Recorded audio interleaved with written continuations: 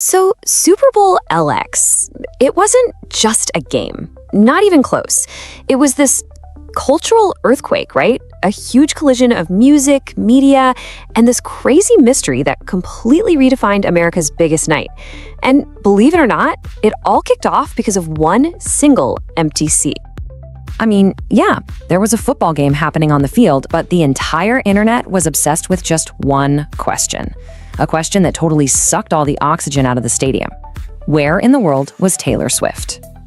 And that one simple question, it just launched 1,000 different conspiracy theories online.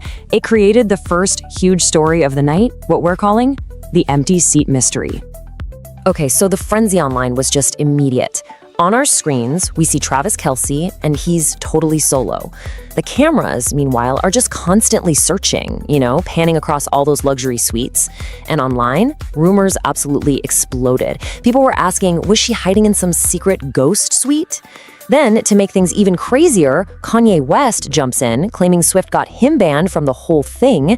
And through all this chaos, just radio silence from her camp. So it's funny, right? While one superstar's absence created this huge vacuum, another superstar's presence completely filled it. And that, right there, is the story of how that presence redefined the entire legacy of the Super Bowl. This really was the true main event of the night. We're talking about Bad Bunny's historic 13-minute takeover. And look, this was a monumental first. Bad Bunny wasn't just a guest star. No. He was the main attraction, the first ever Spanish-language Latin solo artist to headline the halftime show ever. And what a takeover it was. He kicks things off with his biggest hits. Then, the first big surprise hits. Lady Gaga comes out for the stunning salsa-inspired version of Die With a Smile. Then, and this was truly wild, a full-on wedding ceremony gets staged right there at midfield. And as if that wasn't enough, the Puerto Rican legend himself, Ricky Martin, shows up, before Bad Bunny closes the whole thing out with this incredibly powerful finale. But right in the middle of all that spectacle, he just stopped. And he spoke directly to the world, in Spanish. He said, "My name is Benito Antonio Martinez Ocasio, and if I'm here today at Super Bowl 60, it's because I never, ever stopped believing in myself. And you should also believe in yourself." I mean, what a moment.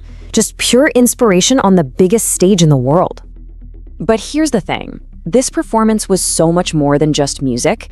It was a deeply personal, and yeah, a political statement, and it was woven into every single visual. So the show opens with these visuals of jibaros. Now, for those who don't know, jibaros are the rural farmers who really represent the heart and soul of Puerto Rico's cultural heritage. And this wasn't just some random background imagery. It was a very deliberate choice to ground the entire performance in the island's identity right from the very first second. And that symbolism was just everywhere. You had sugarcane fields, you had piragua stands, you had these powerful images of jibaros climbing exploding power poles, which was a direct reference to El Apagón, the devastating blackouts that have crippled the island. He even held up a Puerto Rican flag with a light blue triangle, which is a powerful symbol of the independence movement. And it all ended with a final simple message on the screen, a message of unity. So the takeaway here is crystal clear. Bad Bunny didn't just get up there and entertain. He educated, he protested, and he celebrated his culture, completely and unapologetically on the world's biggest stage.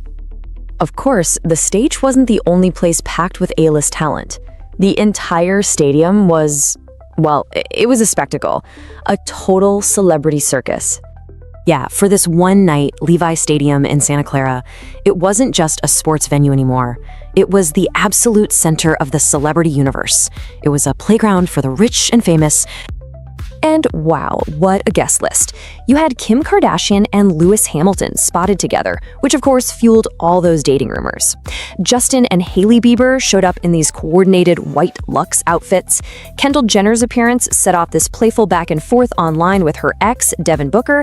And Drake, well, he put his money where his mouth is, dropping a cool $1 million bet on the Patriots.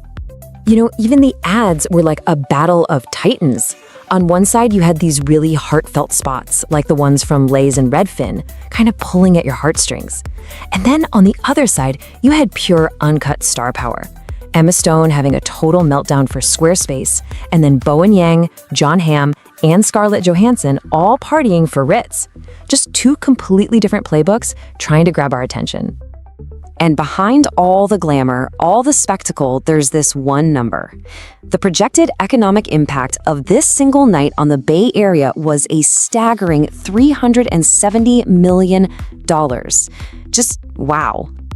So, when you put it all together, the celebrity drama, the political art, that massive economic scale, it all points to a fundamental shift in what the Super Bowl has actually become. Oh, and by the way, there was a football game happening. At halftime, the score was Seahawks 9, Patriots 0. But for so many people watching, that fact was almost an afterthought. And that right there is the new reality of the Super Bowl.